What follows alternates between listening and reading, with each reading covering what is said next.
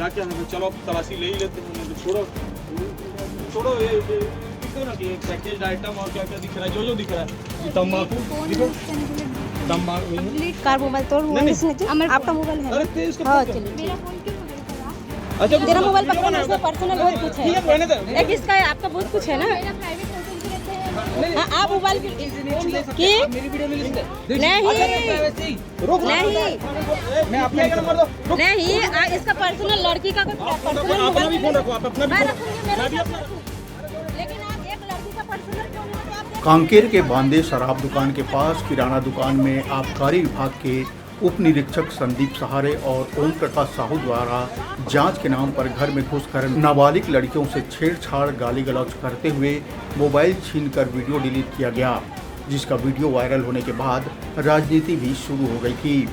आबकारी विभाग के 2 अधिकारी द्वारा अपने आप को आईएएस अफसर बताते हुए नाबालिग लड़कियों से हाथापाई के साथ साथ गाली गलौज करने वाले अधिकारी पर कांकेर कलेक्टर अभिजीत सिंह ने सख्ती दिखाते हुए निलंबित कर दिया है।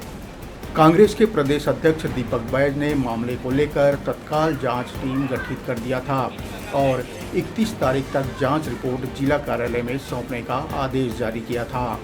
जांच टीम में भानु प्रतापपुर नगर पंचायत अध्यक्ष बबला पाठी, प्रदेश महिला उपाध्यक्ष सीओ पोटाई के साथ पूरा कांग्रेस टीम परिजनों से मुलाकात की थी। बीती रात मामले को गंभीरता से लेते हुए कलेक्टर ने दोनों उप निरीक्षक को निलंबित कर मुख्यालय अटैच कर दिया है।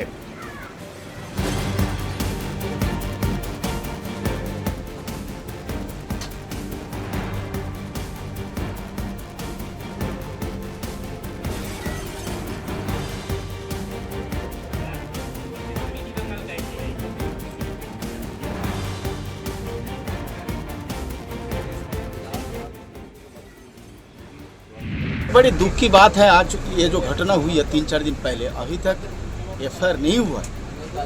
अगर तत्काल इसका एफआईआर अगर नहीं होता तो पूरे Congress party Pakhanjur block Congress committee जो है उग्र आंदोलन करने के लिए चेतावनी दे रहे हैं। जैसे ही इनका एफआईआर अगर नहीं होता है तो बहुत जल्द हम इसको लेकर बहुत ज़्यादा उग्र आंदोलन करने के लिए हम लोग तैयार हैं। एक आबकारी विभाग के अधिकारी, निचले स्तर के अधिकारी अपने आप को आईएएस अधिकारी बताकर किसी के घर में घुसना कहाँ तक उचित है?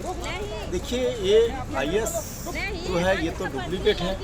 ये अपनी जो है यहाँ आकर ये जो बात बोले हैं कि मैं एक आईएएस अधिकारी हूँ, ये एक शिक्षित होने के नाते इनको खुद को शर्म आना चाहिए, जबकि ये उस कैटेगरी में नहीं आता है। और भाजपा सरकार के आड़ में इनको इतना हिम्मत कहाँ से मिल गया कि एक आबकारी इंस्पेक्टर होकर खुद बोलता है कि मैं एक आईएएस अफसर हूँ।